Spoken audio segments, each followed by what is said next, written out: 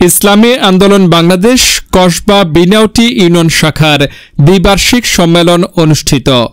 মুক্তির মূল মন্ত্র ইসলামী শাসনতন্ত্র এই স্লোগানকে সামনে রেখে ব্রাহ্মণবাড়িয়ার কসবা উপজেলার বিনাউটি ইউনিয়ন শাখা ইসলামী আন্দোলন বাংলাদেশের দ্বিবার্ষিক সম্মেলন আজ ২৬ মে বিকাল ৪টায় হাজীপুর চক্ষু হাসপাতাল মাঠে অনুষ্ঠিত হয়।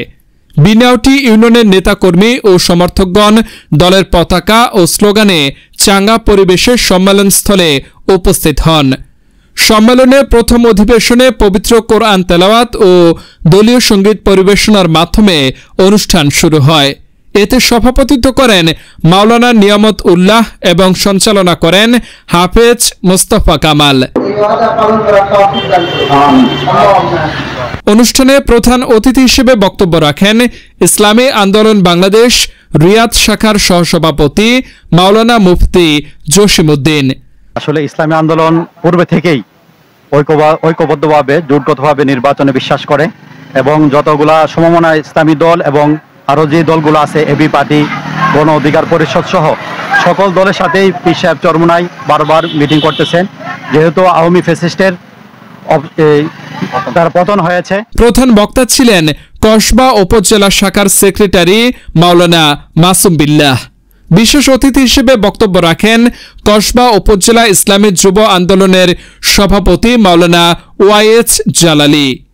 এছাড়াও উপস্থিত ছিলেন তোফাজ্জল হোসেন তবদিল, সেক্রেটারি মুজাহিদ কমিটি কসবা উপজেলা, হাফেজ আবদুল্লাহ আল নোমান, সাংগঠনিক সম্পাদক ঈশা ছাত্র আন্দোলন, মোহাম্মদ সেলিম মিয়া, অর্থ সম্পাদক কসবা উপজেলা সহ আরো বহু নেতাকর্মী।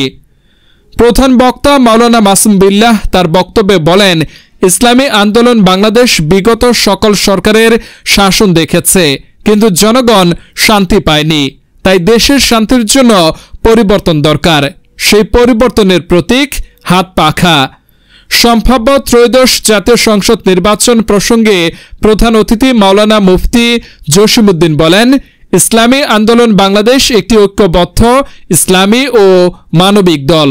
ইতিমধ্যে জামায়াতে ইসলামী সহ 12টি ইসলামপন্থী দলের সঙ্গে জোট গঠনের আলোচনা চলছে। তিনি ব্রাহ্মণবাড়িয়া ৪ কসবা আখাউড়া আসনে ইসলামী আন্দোলনের পক্ষে ভোট দেওয়ার আহ্বান জানান। সম্মেলনের শেষ পর্যায়ে নেতৃবৃন্দের মতামতের ভিত্তিতে 2025-26 সেশনের জন্য নতুন ইউনিয়ন কমিটি ঘোষণা করা হয়। নতুন নেতৃত্বে মনোনীত হন সভাপতি মাওলানা নিয়ামত উল্লাহ, সাধারণ সম্পাদক হাফেজ মোস্তফা কামাল, সাংগঠনিক সম্পাদক মাওলানা রিয়াজ উদ্দিন সহ আরো কয়েকজন সদস্য।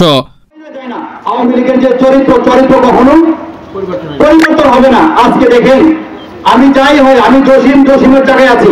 আজকে আইনমন্ত্রী অবস্থা দেখেন, মানুষ জুতো মারতেছে, জুতা নিক্ষেপ করতেছে। কেন করতেছে?